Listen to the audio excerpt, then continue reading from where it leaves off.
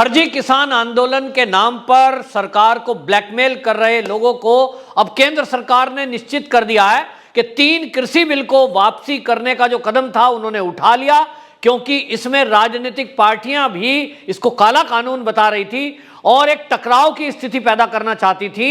वहीं आपको बताएं, पराली को लेकर भी केंद्रीय कृषि मंत्री ने घोषणा कर दी कि अब पराली जलाना अपराध की श्रेणी में नहीं आएगा, उस प्रक्रिया को भी सरकार करेगी। लेकिन यह भी स्पष्ट साथ साथ कर दिया कि ये जो किसान नेता अभी एमएसपी पर गारंटी के नाम पर अड़े रहना चाहते हैं और ये घोषणा कर रहे हैं कि एमएसपी पर जब तक सरकार गारंटी नहीं देगी तब तक हम इस आंदोलन को वापस नहीं लेंगे। इस पर जो केंद्रीय कृषि मंत्री हैं नरेंद्र तोमर, उन्होंने बिल्कुल स्पष्ट कर दिया कि हमारी सरकार इस पर एक समिति बनाने के लिए समिति बनाकर और उसको सदन के जरिए बाकायदा, पारदर्शी और प्रभावी बनाने के लिए कदम उठाएगी। लेकिन एमएसपी पर गारंटी देना संभव नहीं है। बिल्कुल स्पष्ट शब्दों में सरकार ने यह बता दिया है कि जो आपकी ये मांग है, ये नाजायज मांग है, कोई भी सरकार इसको पूरा नहीं कर सकती। और यदि ये मोदी सरकार ने किसानों की दबाव में आकर इस मांग को पूरा करने की कोशिश की तो इस देश की आर्थिक स्थिति इतनी दयनीय हो जाएगी, भयंकर हो जाएगी, बर्बाद हो जाएगी कि इस देश में फिर विकास का काम तो कोई सोच ही नहीं सकता। लोग भूखे मरने के कगार पर जाएंगे। आपको एक उदाहरण बताता हूं कि अमेरिका में ये 1977 से लेकर 81 के बीच में वहां जिमी कार्टर जो है वहां के राष्ट्रपति थे और इनके ऊपर किसानों ने दबाव बनाया कि आप जो दूध के उत्पादन करते हैं और जो किसान है उसको एमएसपी पर गारंटी दीजिए। इन्होंने सोचा कि जो दूध का उत्पादन करते हैं, दूध के प्रोडक्ट बनाते हैं, उनके लिए $2 बिलियन इन्होंने लक्ष्य रखा और ये बजट दे दिया और इनको कहा कि ठीक है, आपका जो दूध के प्रोडक्ट हैं उसके दाम हम बढ़ाकर सरकार आपसे ये प्रोडक्टों को खरीदेगी।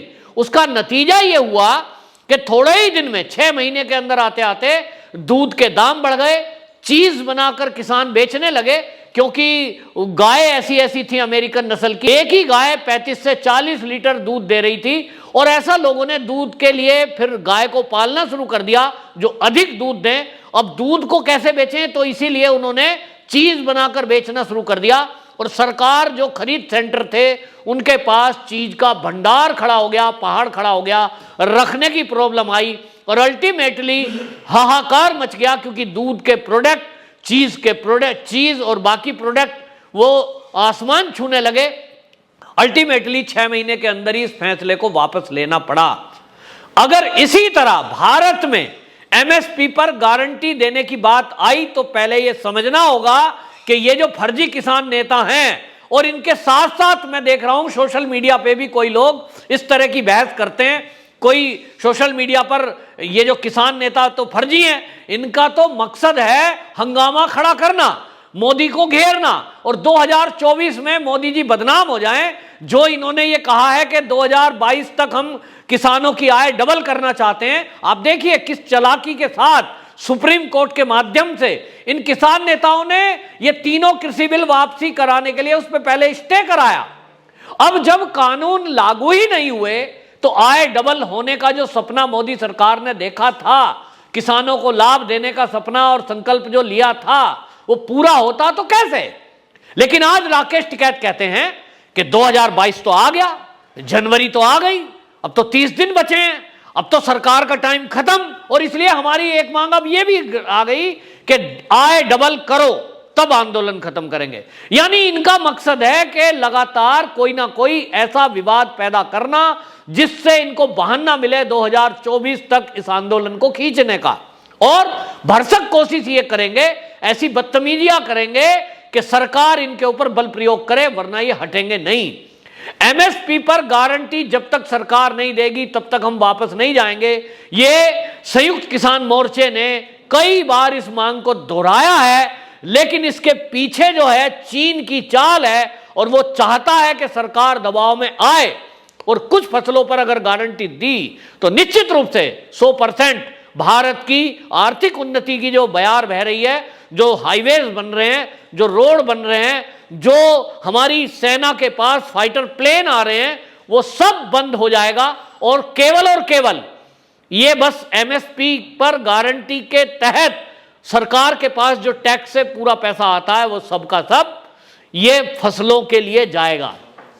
यहां सवाल ये भी है कि क्या इस देश का किसान केवल वही है जो पंजाब में रहता है, जो गेहूं पैदा करता है, जो धान पैदा करता है? क्या कपास उत्पादन करने वाला महाराष्ट्र का किसान नहीं है? क्या महाराष्ट्र के प्याज लगाने वाले जो किसान हैं, प्याज बोने वाले, वो किसान नहीं है? जो सब्जी का उत्पादन करते हैं, सब्जी बोते हैं, टमाटर हो गया, आलू हो गया, लौकी हो गई, तोरी हो गई, जो किसान बोते हैं वो किसान नहीं है? सवाल यह भी उठता है जो मछली पकड़ने का काम करते हैं, मछली पालन का काम करते हैं, क्या वो किसान की श्रेणी में नहीं आते हैं? जो मधुमक्खी का पालन करते हैं, क्या वो किसान की श्रेणी में नहीं आते हैं? दूध का उत्पादन करके और दूध के प्रोडक्ट को जो इस देश का किसान, जैसे कि अमूल की कंपनी है, वो टोटल किसान चलाते हैं। तो देश में जो किसान हैं, जो दूध बेचकर अपना गुजारा चलाते हैं, वो उनको एमएसपी पर गारंटी नहीं चाहिए। तो सरकार से जो ये मांग कर रहे हैं, ये केवल 2 फसलों के लिए क्यों? क्या इस देश में केवल गेहूं और धान, इसी 2 ही फसल के लोगों को गारंटी चाहिए? क्या इस देश का बाकी 21 फसल हैं, क्योंकि टोटल 23 फसल ऐसी हैं इस देश में जो अधिकता से उत्पादन होता है, लेकिन ये केवल 2 फसल उगाने वाले 80% किसान जो पंजाब और हरियाणा से आते हैं, इनको गारंटी चाहिए। आपको बताएं, इस देश का जो हमारे सरकार का कुल बजट है, वो बजट है 16.5 लाख करोड़।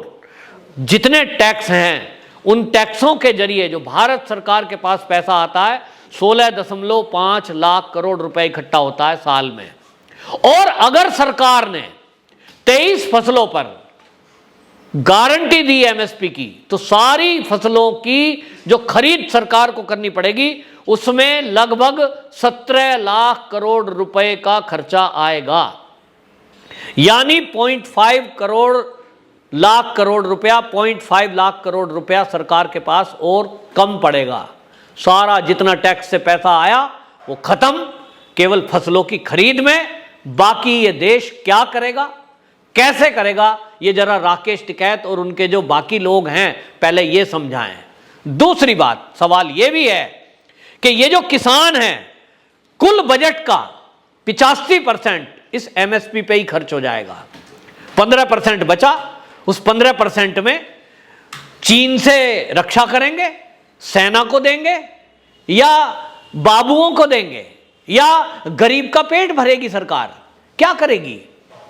तो यह भी एक सवाल है। दूसरा आपको बताएं, इसका लाभ ओनली और ओनली पूरे देश में अगर एमएसपी पे गारंटी दे भी दी, तो जो गरीब किसान हैं, छोटे किसान हैं, गरीबी रेखा से नीचे के किसान हैं या मझोले किसान हैं, ओनली उनको 6% ऐसे किसानों को इसका लाभ मिलेगा।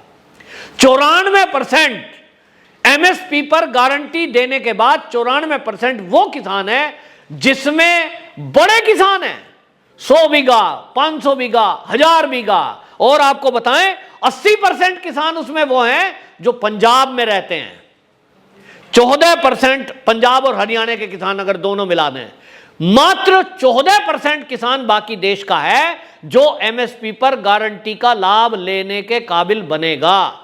80% के जो किसान हैं वो हरियाणा और पंजाब के होंगे जिनको इस एमएसपी की गारंटी का लाभ मिलेगा। और यहां आपको यह भी बता दूं कि हरियाणा और पंजाब में ऐसे किसान 40% से ऊपर हैं जो भारत में रहते ही नहीं हैं, अमेरिका रह रहे हैं, कनाडा रह रहे हैं, फ्रांस रहते हैं, विदेशों में रहते हैं। उन्होंने मोटे पैसे इन्वेस्ट किए हुए हैं, पैसा है, और वो फार्म हाउस खरीद लेते हैं, बड़े बड़े फार्म हाउस उनके पास है, और उन्हीं ने दलालों को मंडियों के हायर किया हुआ है।